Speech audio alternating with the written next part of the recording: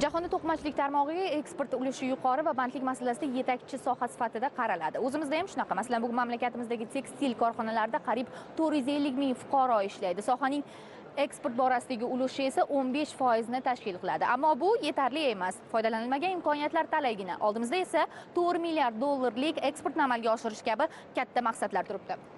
Xo'sh, bu maqsadga qanaqa erishiladi? Albatta, eksport geografiyasini kengaytirib, yangi xaridorlar topish orqali. Moskva shahrida bo'lib o'tgan Intertikan 2025 bahor 17-mato va to'qimachilik materiallari xalqaro ko'rgazmasi bu yo'ldagi muhim qadam bo'ladi.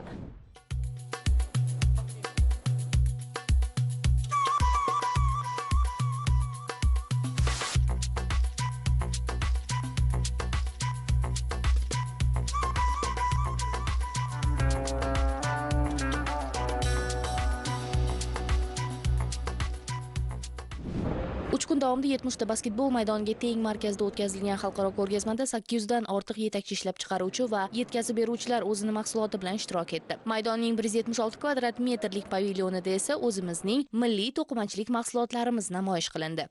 Hurmatli prezidentimiz tomonidan topshiriq berilgan, ya'ni bu yil tekstil eksportini O'zbekistonda 4 milliard dollarga yetkazish bu albatta oson ish emas. Lekin analiz qilib chiqqanimizda bajarsa bo'ladigan ishlar. Ulardan bir yo'llaridan biri albatta mana shunaqa ko'rgazmalar. Bir narsani aytishim kerakki, mana bu O'zbekistonda ishlab chiqarilgan belgisi ostidagi ko'rgazmani bu yil davlatimiz to'liq subsidiyalayapti. Ya'ni bu bilan davlatimiz xoh katta korxonalar bo'lsin, xoh kichik korxonalar bo'lsin farqi yo'q. Kelinglar, ya'ni o'zinglarni ko'rsatinglar, o'zinglarning mahsulotlaringizni ko'rsatinglar deb marketingni yaxshilash ma'nosida yaxshi ish qilindi. O'zbekiston haqida mana shu bitta stendga kelib, katta stendga kelib to'liq ma'lumot, ya'ni kimga ip kerak, kimga mato kerak, kimga boshqa narsa kerak, bitta joyda kelgan mehmonlar ishini hal qilib ketyapti va albatta bu ular uchun ham qulay, biz uchun ham juda ham qulay. O'ylaymanki, kelajakda ham amalga oshiriladi va kichik korxonalar ham rivojlanishiga juda katta turtki bo'ladi. Rossiyadagi to'qimachilik sanoatiga ixtisoslashgan eng yirik ko'rgazmada bu gal 25 dan ortiq O'zbekistonning yetakchi to'qimachilik korxonalari qatnashdi. Tadbirning boshlanishidayoq har qaysi o'zbek korxonasi stendiga qaramang potensial hamkorlar va mijozlar bilan to'la ekanligini ko'rasiz. Qancha hamkor orttira oldingiz? Hali sanaganimiz yo'q. Menimcha bir 5-6 ta bo'ldi. Mana ko'ryapsiz, hozir mana Rossiyadan mana sifat topib keldi. Mana sifatda, mana bizning sifatni taqqosladik. Hozir 2 minut oldin sifat jihatidan biz ulardan ustunroq ekanligimizni tan oldi. Hozir biz bilan shartnoma tuzishga qo'l siqib ketdi. Oldin tekstil faqat Turkiya, Siriya yo bo'lmasa Xitoy deyilardi. Hozir O'zbekiston bemalol Turkiya bilan, Hindistonni o'zi orqada qoldirdi desak ham bo'ladi. Xitoy bilan raqobat qila oladi bemalol. Sifat jihatidan. Mana prezidentimizga katta o'zimizga tashakkurlarni bildiramiz. Sababi bu mana shunaqangi ko'rgazmalarni tashkil qilib berishda. Ko'rgazmalar bilasizlar ancha katta mablag' talab qiladigan narsa. Мы работаем давно с Узбекистаном. O'zbekiston bilan qariyb 15 yildan beri hamkorlik qilamiz. Biz matolar uchun bo'yoqlar ishlab chiqaramiz. Toshkentda bo'lib o'tgan mato sanoati ko'rgazmasida ham ishtirok etgan edik. O'zbekistonda ko'plab hamkorlarimiz mavjud. Bundan bir necha yil avval O'zbekiston prezidenti mato sanoatini rivojlantirish uchun afzalliklar beruvchi juda muvaffaqiyatli dastur joriy etdi. Ushbu dastur sohani yuqori darajaga ko'tarishga yordam berdi deb o'ylayman. Albatta, bu klasterlar O'zbekiston iqtisodiyotini rivojlantirishda muhim o'rin tutadi. Bu kabi ko'rgazmalar doim hamkorlikka, yangi tanishuvlarga va kelgusida rivojlanish uchun katta imkoniyatlar taqdim etadi. Dunyo tekstil bozorida bugun raqobat kuchli, biroq milliy to'qimachilik mahsulotlarimizga istalgan davlatdan xaridor topiladi. Hatto sohaning yetakchilari hisoblangan Hind, Xitoy, Turkiyadan ham. Uzbekistan can easily compete with India and China and Turkey. O'zbekiston to'qimachilik sohasida Hindiston, Xitoy va Turkiya bilan bemalol raqobatlasha oladi. Men bir ko'rishdanoq mahsulotning sifatini bilaman. Hozir o'zbek hamkasblarimiz bilan muloqot qildik. Meni qiziqtirgan jihati narxlarning ancha arzonligi, chunki mahsulotlarning sifatiga qaraganda narxi juda yaxshi. Bu esa menda O'zbekiston bilan sheriklik qilish xohishini uyg'otdi. Mamlakatingiz ajoyib bozorlardan. Bekzod aka, aynan sizlarning korxonangizni pavilyoni ham odamlar bilan gavjum va bugungi xaridorlar nimalarga e'tibor beradi mahsulot tanlashda? Bugungi kunda xaridorga 3 ta narsa kerak.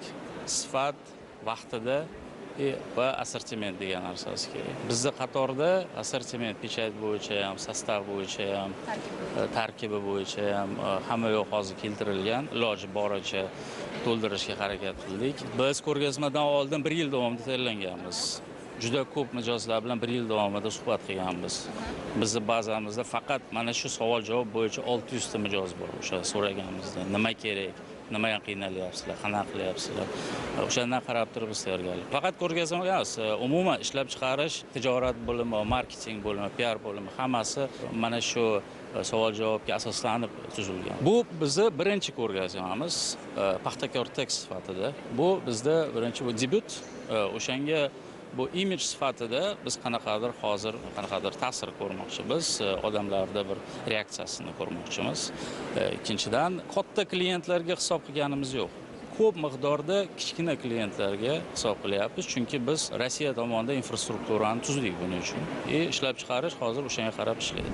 Moskva shahrida 3 kun davomida o'tkazilgan har bir xalqaro ko'rgazmada O'zbekistonning ishtiroki faolligini ko'rish mumkin. Xususan, Lekprom SNG Plus'da ham. Mana shu ko'rgazma zaliga kirib kelishingiz bilanoq ilk ko'zingiz tushadigan stend bu o'zimizning Made in Uzbekistan stendi va bu yerda 20 dan ortiq o'zbek korxonalarining ip kalavasidan tortib tayyor kiyim-kechaklargacha namoyish qilinmoqda.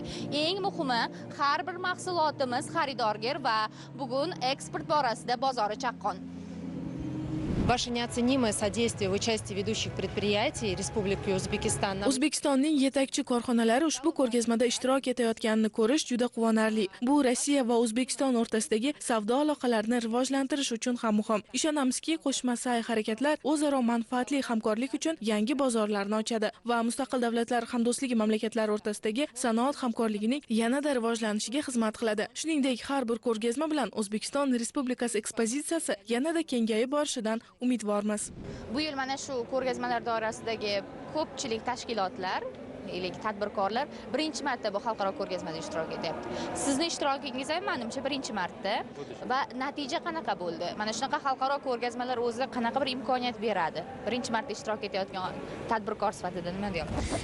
Biz bu ko'rgazmada ishtirok etishimiz birinchi marta. Haqiqatda bu avvalo prezidentimizga rahmat. Shunchalik tashabbus bildirib, shunchalik imkoniyatlarni yaratib berdilar. Biz yosh o'zbek tadbirkorlarga qiziqishlar bor. Har xil shaharlardan, Rossiyadan kelgan, yon atrofdagi qo'shni shaharlardan, davlatlardan kelganlar bor. Endi bizdagi mahsulot ustunligi, assortimentligi, ko'pligidan, sifatda ham har safar yana-hamda takomillashtirish harakatidamiz. Qabul qilingan zakazning ustida ham individual ishlashga harakat qilinadi. Klientni talabiga, klientni shartlariga muvofiq bo'lgan holda ishlashga harakat qilinadi. Lekprom CIS Plus bu nafaqat ko'rgazma, balki Yevrosiyo mintaqasi to'qimachilik sanoatining innovatsion yechimlari va ijodiy salohiyatining haqiqiy namoyishi. Bu gal ushbu fashion maydonida Rossiya, MDH davlatlari, Xitoy va Turkiya kompaniyalari o'z kolleksiyalari bilan o'rin olgan. Biz o'zimizning mahsulotimizni ikkinchi marotaba xalqaro ko'rgazmalarga olib chiqdik. Birinchisi Qozog'istonda bo'lgan bo'lsa, o'tgan yili, mana bu yili Moskvaga biz olib keldik. To'g'risini aytsam, ko'pchilik hayron. O'zbekistonda ham xuddi shunaqa mahsulotlar chiqishiga, bu o'zini mayinligi bilan, issiqligi bilan Rossiyani talabiga javob beradigan mahsulot ekanligini ko'pchilik qiziqdi. Katta bir savdo majmuasidagi tadbirkorlar kelib, biz bilan shartnoma tuzishga kelishuvlar qilib olishdi. Nasib qilsa, o'zimizning mahsulotimizni Moskva shahriga ham eksportda yo'lga qo'yishga tayyormiz. Prezidentimizga minnatdorchilik bildiraman, chunki endi boshlagan tadbirkorlarga yo'l ochib berish uchun bizim xuddi mana shunaqa ko'rgazmalarda ishtirokimizni ta'minlab berishsa, o'zimizni xaridorimizni topish uchun ham demak bizni hukumatimizni qarorlari, qonunlari, tartiblari kerak bo'lar ekan. Shunchaki o'tib ketayotgandim, lekin mana bu ro'mollar e'tiborimni tortdi. Juda chiroyli ishlangan, ayniqsa rus ayollariga juda yoqadi. Eng muhimi sifati meni qoniqtirdi. Aynan mana shu stendga kelarkanman, bugun o'zbek to'qimachilik mahsulotlarining sifatiga va dizayniga alohida yondashilayotganini ko'rdim. Endi mana shu ro'mollardan ko'proq miqdorda sotib olmoqchiman. Jinsiy mahsulotlarga hozirgi kunda Rossiya tarafidan talablar ko'p bo'lgani uchun 3 kun davomida yangi hamkorligi ma'lumotlarni berib boryapmiz va O'zbekiston 100% paxtasidan ishlab chiqarilgan jinsiy mahsulotlarimiz juda ham ma'qul kelmoqda.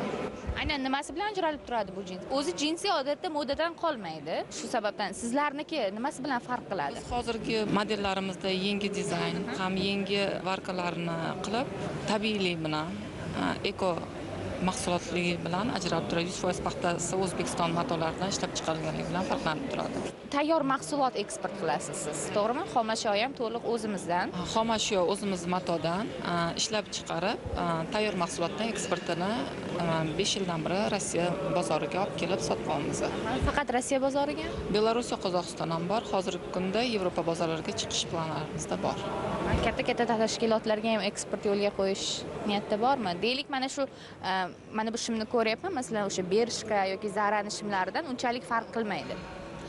Niyatimizda keyingi yil, bu yillarga Yevropa bozoriga, aytganingiz Inditex gruppa yoki boshqa gruppalarga sifatimiz bo'yicha dunyo standartlarida mahsulotlarni yetkazib berish planlarini olamiz. Umuman mana shu xalqaro ko'rgazma bu yil davlat tomonidan to'liq subsidiyalandi. Bu siz kabi tadbirkorlarga umuman qanaqa bir imkoniyat beradi? Bizni chet el bozorlariga o'zimiz mahsulotlarni olib chiqib tanitish hamda ularni yangi bozorlarni o'rganib sotishda juda katta imkoniyat beradi. Chunki har bir ishtirok etilgan выставkalarda yangi hamkorlar, yangi bozorlarni o'rganib, eksportni oshirishimizga juda katta yordam bo'ladi.